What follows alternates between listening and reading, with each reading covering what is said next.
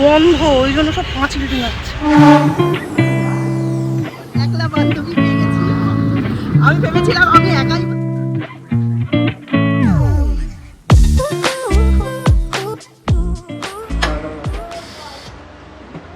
রাস্তাটা কবে ঠিক হবে এখন ভগবান জানে। গুড মর্নিং এভরিওয়ান, জিনিয়া ব্লগসের নতুন একটা ব্লগে সকলকে অনেক অনেক ওয়েলকাম। এখন বাজিয়ে ঠিক 6:30। সূর্য তো দেখলেনি, স্কুলের জন্য রওনা হয়ে গেল। আর এখন থেকেই আমার নতুন একটা ব্লগ শুরু হলো। কলেজে ভর্তি হয়ে যাচ্ছে, হোস্টেলে চলে যাবে, কাজকর্ম একটু কমবে। বাবা সকাল 8:30 পৌনে 9টার মধ্যে হাজব্যান্ড আর বড় ছেলে দুজনেই বেরিয়ে যাবে খেয়ে এবং নিয়ে। আর তারপরে ছোট ছেলে বেরোবে, মানে তারপরে না, তার আগেই বেরোবে। ছোটোটার টিফিন করে দিয়ে দিলাম, এখন বাকি দুজনের প্রত্যেক দিন সকালের রুটিন তৈরি। সকালে উঠেই সৌর্যকে কোনোরকম, সৌর্যকে তো রেডি করানোটাই মেন।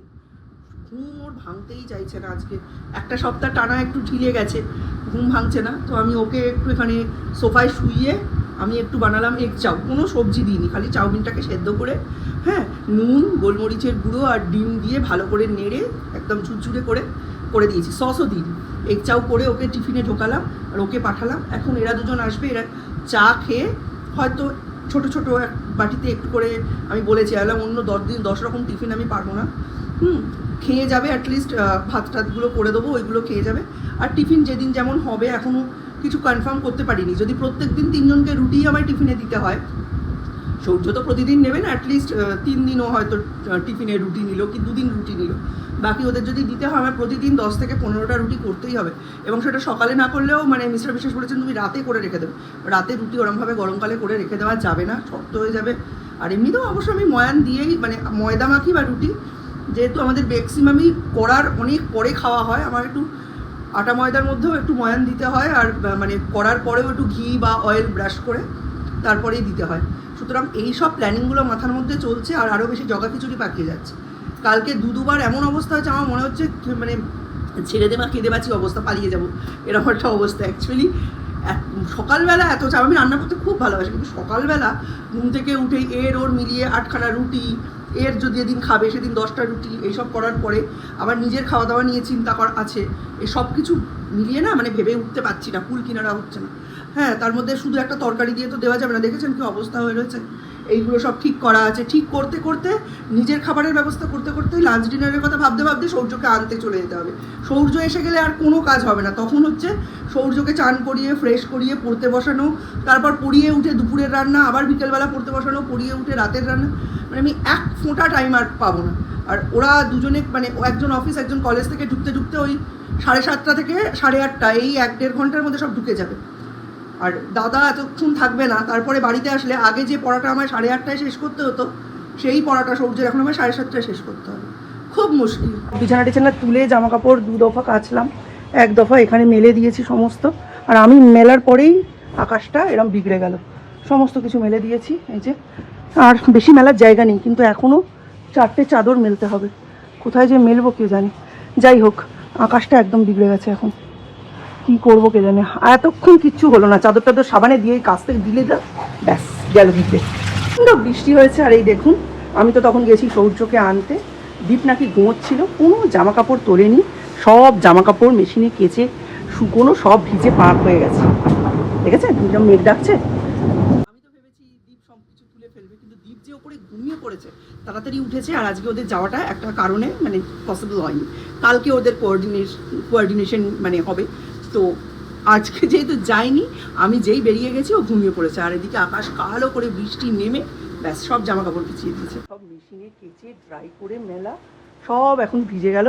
এইগুলোকে সব আবার বেলা পড়তে না পড়তেই, আর তো রোদের প্রশ্ন নেই, এবার ঝিরঝির করে হতেই যাবে। এগুলো সব তুলে ভেতরে মেলতে হবে। খুব ভালো মুভির টিকিট আজকে দীপ আমাকে বুক করে দিল বুক মাই শো থেকে। আজও অর্ধাঙ্গিনী, কৌশিক গাঙ্গুলির। হ্যাঁ, দীপের এটা হয়ে দীপে সব শিখে আমার খুব উপকার হয়েছে। এটা একটা রাজস্থানে না যাওয়ার বেনিফিট হিসাবে আমি নিচ্ছি। ও, ওখান থেকে ওখানে যাবে, ঠিক আছে। দেখলাম এই বৃষ্টির মধ্যে ওয়েদারটাও খুব ভালো আছে, গরমও নেই। আর আমি ভাত বসিয়েও দিয়েছি, ডাল অলরেডি আছে। সরস্বতী দি 1 ঘন্টার মধ্যেই কাজ টাজ করে বেরিয়ে যাবে। 4:30 থেকে শো আছে, একটা 7:30 থেকে শো আছে। তো সৌর্যকে আসার জানানোর কোনো দরকার নেই। আমি একটু ডাল, পনিরের তরকারি, আলু ভাজা আর ডিমের কারি করে দিয়ে আমি বেরিয়ে যাব। আর একেবারে দেখে 7:30 8টার মধ্যে আমি বাড়ি ঢুকে যাবো। 7:30 8টা না, ওই রাত্রির হয়ে যাবে, তো ওই আনকমফোর্টেবল না, বাট আসবো, এসে দেখবো মিস্টার বিশ্বাস এসে গেছেন, ওনাকে নিজেকেই চা করে খেতে হবে, এইসব ঝামেলার মধ্যে আমি আর যাচ্ছি না। আর কৌশিক গাঙ্গুলির অর্ধাঙ্গিনী তো আমার ভীষণ ভীষণ প্রিয়, তাই আজকে যাচ্ছি আজও অর্ধাঙ্গিনী দেখতে। দারুণ মুভি, আপনাদের সাথে ছোটো ছোটো কিছু ক্লিপও শেয়ার করবো। সিরিয়াল দেখছি, রান্নাবান্না কমপ্লিট, সব কিছু এখানে ঢেকে দিয়েছি। ভাত আছে, এখানে আছে এই যে ডিমের কারি, এখানে আছে ডাল, এটার মধ্যে আলু ভাজা, আর এটার মধ্যে আছে অল্প একটু পনিরের তরকারি। এই 2 ভাইয়ের হয়ে যাবে। আর আমি আমার খাবার দাবার খেয়ে নিয়েছি। আর এদিকে দেখুন, সিনেমা তো দেখতে যাব, আকাশের অবস্থাটা একটু দেখুন, এক নাগাড়ে বৃষ্টি পড়ে যাচ্ছে। আমার ট্রেন 3:23-এ কৃষ্ণনগর গ্যালোপিং। ডিপ টিকিট কেটে দিয়েছে মুভির, কিন্তু ট্রেনের টিকিট আমাকে কাটতে হবে, ওটা তো ওরমভাবে হবে না। ট্রেনের টিকিটটা গিয়ে কাটবো, একটু আগে বেরোবো, কারণ এই ওয়েদারের মধ্যে দেরি করে লাভ নেই। এইমাত্র এই সমস্ত কাজ করে দিয়ে গেল, আমি মোটামুটি একটা বেস রেডি করে রেখেছি, টুকটুক করে এবার রেডি হবো, রেডি হয়ে বেরিয়ে পড়বো, একটু হাতে টাইম নিয়ে যেতে হবে। রেডি হয়ে গেছি, একেবারে ঠিকঠাকই লাগছে, বলুন, একা একা সিনেমা দেখতে যাবো, তার আবার সাজ পোশাক কাছাকাছি হলে তো ছেলেপুলেরা বারমুডা আর গেঞ্জি পরেই চলে যায়, আমরা তো আর সেটা পারবো না। একটু রেডি শেডি হয়ে গেলাম, এখন বেরোবো। আর সৌমুকে বলে দিয়েছি, মানে মেসেজ করে দিয়েছি, বললে তো আবার ছোটো ছোটো চেঁচামেচি আরম্ভ করতে পারে, ওকে মেসেজ করে দিয়েছি, ও এসে লকটক করে নেবে। সকালে বৃষ্টির মধ্যে movie date, me with me, কিন্তু ব্লগিং করাটা খুব অসুবিধা ব্যাপার। আমি ডান হাতে ছাড়া আমি ধরে ব্লগ করতে পারি না, আর এই ছাতা নিতে হলে তো আরোই পারি না। পাশ একেবারে চুপচাপ, কারণ সবাই মোটামুটি আজকে খিচুড়ি, বেগুন ভাজা, টমেটোর চাটনি, লাবড়া এসব খাবে। আর আমি নর্মাল ক্যাজুয়াল টিফিন করেছি, খুব বেশি কিছু খাইনি, ভাত খাইনি বিশেষ করে আজকে। যাচ্ছি এখন, দেখি টোটো পাই কিনা। টোটো পেলে একেবারে ডিরেক্ট স্টেশনে গিয়ে উঠবো।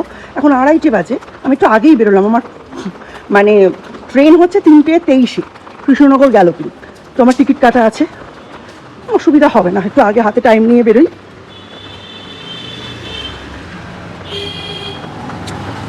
কেন হাতে টাইম নিয়ে বেরোনো, একটাও এখানে কাছাকাছি টোটো নেই, খুব মুশকিল।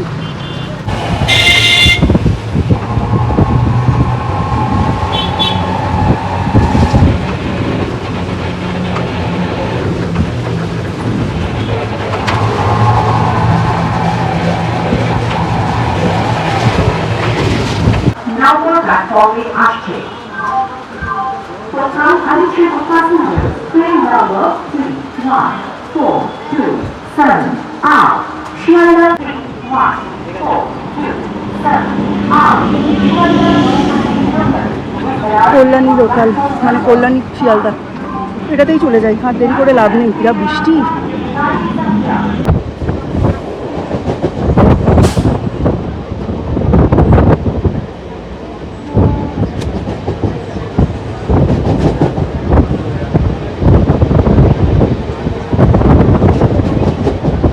Departing from platform number 3, please keep safe distance. 3 number platform से through train जाए, कृपया सुरक्षित दूरी बरकरार रखें। 3 number platform से through train जाए, অনুগ্রহ করে সুরক্ষিত দূরত্ব বজায় রাখুন। আমার বাড়ি থেকে বেরোনোর কথা, সেই সময়ে আমি এখন অলরেডি ব্যারাকপুর স্টেশনে পৌঁছে গেছি আর বসেও আছি। এখন আমার হাতে 30 মিনিট বসে থাকা ছাড়া আর কোনো কাজ নেই। এত তাড়াতাড়ি গিয়েই বা কী করবো বলে, কোনো লাভ তো নেই, কারণ খুব তাড়াতাড়ি খুলবে না, অ্যাটলিস্ট 4:15 এরম সময় না হলে খুলবে না। তাই এখন বসে আছি, ও ঢোকার আগে একটু খেয়ে তারপর ঢুকবো।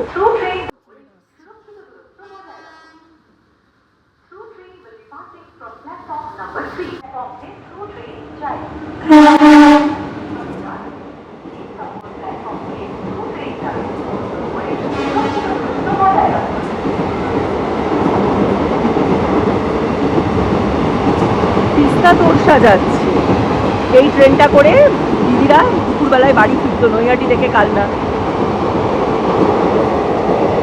দিয়ে। আগের দিনের মতো টুক করে অতীন্দ্রয় ঢুকে যাব, সে আর হবে না।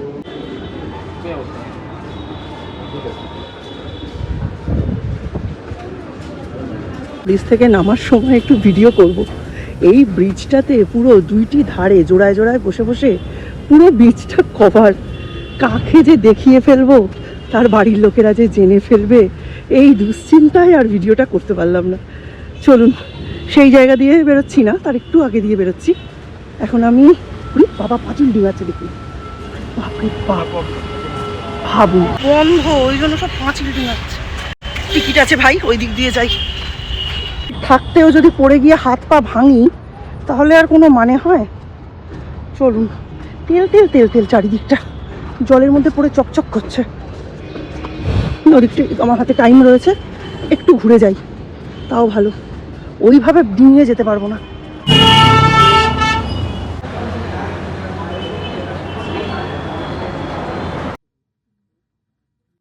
একটা সময় আসে যখন উপরে ওঠা মানে শুধু শিখরে পৌঁছানো নয়, বরং সেখানেই থাকার যোগ্যতা অর্জন করা।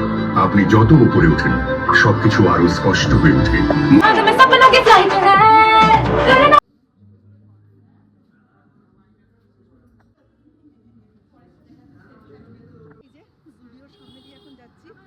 এই যে আমার মতো আরো একজন একলা বান্ধবী পেয়ে গেছি।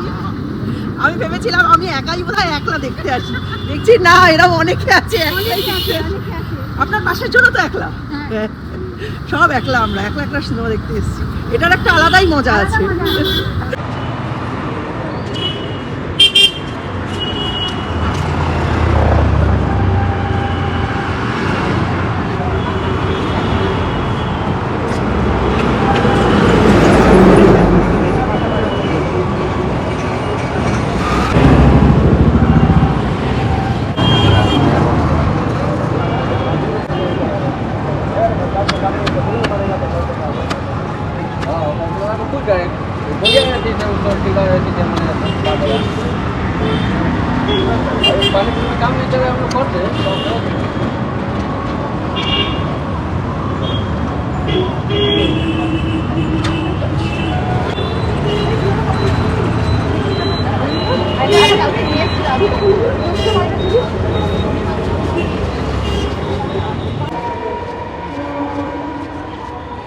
পর থেকে এক মুহূর্তও দাঁড়াতে পারিনি, জাস্ট দাঁড়িয়ে লিট্টি চোখাটা খেয়েছি। দেখছি অ্যানাউন্স হচ্ছে একের এতে নৈহাটি লোকাল আসছে, আমি এক ফোঁটা দাঁড়াইনি, জাস্ট নৈহাটি লোকালটা এলো, নৈহাটি লোকালে উঠলাম, নামলাম একেবারে ব্রিজের মুখে, মানে যে সরু ব্রিজটা দিয়ে সৌর্যদের স্কুলে যায়, একদম খুব সুবিধা হয়েছে। ওটা থেকে নামলাম, দেখছি একটা টোটো দাঁড়িয়ে আছে, বলছে একজন নেব, জাস্ট ওটা নিয়ে ধরে চলে আসলাম। এতক্ষণ আমি আর সৌম্য গল্প করছিলাম যে বইটা কেমন হয়েছে না হয়েছে। যাই হোক, বইটা ভালো হয়েছে, দেখে আসুন। এখন কিচ্ছু রিভিল করবো না, তাহলে না পুরো মজাটাই মাঠে মারা যাবে। খুব ভালো হয়েছে, তবে শেষটা আমার পছন্দ হয়নি। তবে মনে হচ্ছে এটার একটা পার্ট 3ও আসতে পারে। দেখুন আপনাদের কেমন লাগে, আপনারা এনজয় করুন। কৌশিক গাঙ্গুলির মুভি, ভ্যালু ফর মানি, অবশ্যই দেখে আসুন। অসম্ভব ভালো অভিনয়, জয়া আহসান আর চূর্ণী গোস্বামী দুজনেরই ভীষণ ভীষণ মানে ভালো মুভি। এটা উঠছে, যাই হোক দেখে আসুন, খুব মজা পাবেন। রান্না শুরু করে দিয়েছি, কারণ কালকে হচ্ছে ওই ওরিয়েন্টেশন ডে, হ্যাঁ, প্রেসিডেন্সিতে। এই যে বেগুন ভেজেছি, আর এখানে ভাজা হচ্ছে পটল, এখানে হচ্ছে মাছের ঝোল। এটা সৌম্য তো জানেন ভীষণ প্রিয়, ওই জন্য পটলটা ভাজছি, যাতে একটু মেনু কম হলেও কিছু আর না বলে, তাড়াতাড়ি চাইয়ে শুয়ে দিতে পারলেই ব্যাস। কালকে একটা বিশেষ দিন, কালকে সৌর্যটা আর আমরা নিয়ে পাঠাবো না, কালকে আমরা সরাসরি সৌম্যকে নিয়ে ওর বাবা বেরিয়ে যাবে আর সৌর্যকে স্কুলে দিয়ে আসবে। কালকে আর সৌর্য স্কুলে নিয়ে পাঠাবো না। একটাই রিকোয়েস্ট করবো, বইটা প্লিজ দেখে আসুন, খুব সুন্দর বই। আমার শেষটা নিয়ে একটু মানে পছন্দ হয়নি, শেষটা অন্যরকম হলেও হতে পারতো, তবে এই শেষটা রাখাই হয়েছে পার্ট 3টাকে আনার জন্য, সেটা আমি খুব ভালো করে বুঝতে পেরেছি। কৌশিক গাঙ্গুলির পরিচালনায় এই যে গল্পটা আমরা দেখছি, এখানে জয়া আহসান ফাটিয়ে অভিনয় করেছেন। আর চুন্নির কথা কী বা বলবো, মানে জয়া যে একটা এরকম স্টেপ নেবে বুঝতেই পারিনি আমি, মানে তার উপর আমরা পাশাপাশি 3জন বসেছি, 3জনেই একাই দেখতে গেছি, এবং 3জনেরই হাজব্যান্ডরা চাকরিতে করছে। আমরা মানে আমাদের দুজনই হচ্ছে ফার্স্ট টাইম, আমি তো দেখেইছেন আগেও বহুবার গেছি, তো ভীষণ মজা করেছি। আমরা 3জন মিলে চুটিয়ে একসঙ্গে খাওয়া দাওয়া করেছি, হ্যাঁ সব কিছু করেছি, মানে মজা করে বাড়ি ফিরেছি। আজকের মতো ব্লগটা এখানেই এন্ড করছি, দেখা হবে নতুন একটা ব্লগে, ততক্ষণে জন্য tata, bye bye, good night, have a night. Check the mic and make sure it sound right, boys.